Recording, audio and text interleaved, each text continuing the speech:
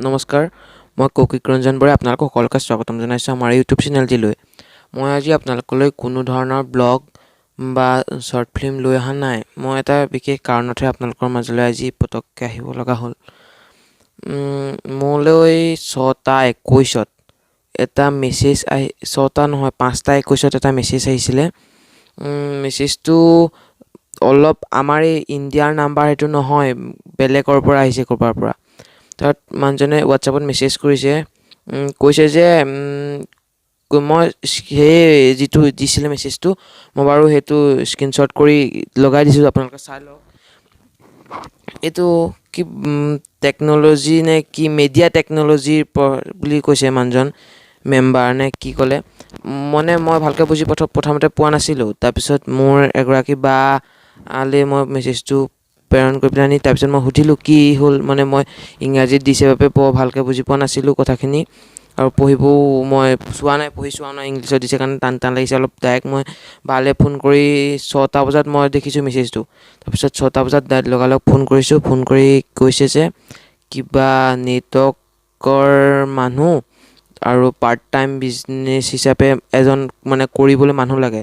তাৰপিছত তেখেতে কৈছে কিবা এদিনত 2200 পৰা 1300 টকালৈকে দিব নেকি।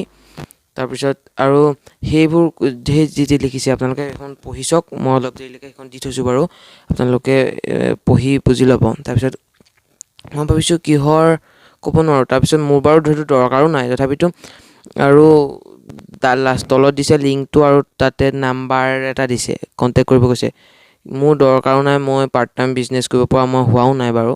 তাৰপিছত মই আনলৈ শ্বেয়াৰো নকৰোঁ।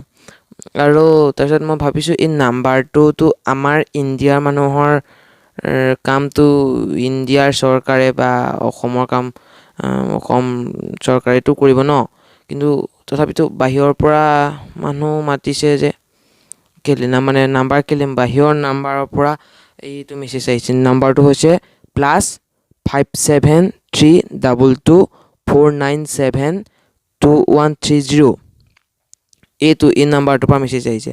তাৰপিছত মই এই মেছেজটো ফেক বুলিও নকওঁ, মানুহজনক নকওঁ বা মানুহজনে যে ফেককৈ পঠিয়াইছে মই সেইটো নকওঁ, কিন্তু আপোনালোকলৈও তেনেকুৱা আহিছে নেকি? আৰু মই বৰ বিশেষ বুজিও নাপাওঁ বা মই বুজিব নোৱাৰোঁ যে এইটো ফেক নে বা ভুলেই নে শুদ্ধই নে এনেই কৈছে নে কিবা কিবি আশাত কৰিছে, মই সেইটো নাজানো বাৰু। যদি আপোনালোকলৈও এনেকৈ আহিছে বা নাই অহা যদিও আপোনালোকে কথাখিনি পঢ়ি চাই মোক কমেণ্টত যাতে মোক কথাখিনি বুজাই দিয়ে যে কি হৈছে আচলতে, আৰু এইটো কথাখিনি মেছেজৰ কথাখিনি সঁচা নে মিছা। আৰু যিজন মানুহে মোলৈ পঠিয়াইছে তেওঁৰ DP কপিত, হোৱাটছআপৰ প্ৰফাইল কপিত তেখেতৰ একপি ফটো দি থোৱা আছে।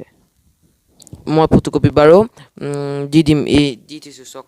সেই ফটোকপি মানুহজন দেখাততো ইণ্ডিয়াৰ মানুহৰ নিচিনা লগাই নাই, ক'ৰবা ফৰেনৰ মানুহ নিচিনা লাগিছে। তথাপিতো আপোনালোকে মেছেজখিনিতো পঢ়ি চালে তাৰপিছত আৰু মোক কমেণ্টত যাতে জনাই দিয়ে। মই এতিয়া 6:30 বাজিছে, 6:30 বজাই নাই, 6:20 হৈছে। মই পাইছোঁ 6টা বজাত আৰু মেছেজটো আহিছে 5:21। তাৰপিছত মই সেইটো কাৰণে বোলো লগালগ মেছেজটো পোৱাৰ পিছত জনাই পেলাই সুধি লওঁ, কাৰণ ভয় লাগে ন কি আহিব। ফোন অহা নাই বাৰু, কেৱল মেছেজ এটা আহিছে। গতিকে মোক কমেণ্টত কি কথাখিনি ভালদৰে বুজাই দিব। আৰু আপোনালোকে যদি এনেকৈ আহে তেতিয়া কি কৰিব মোক জনাব।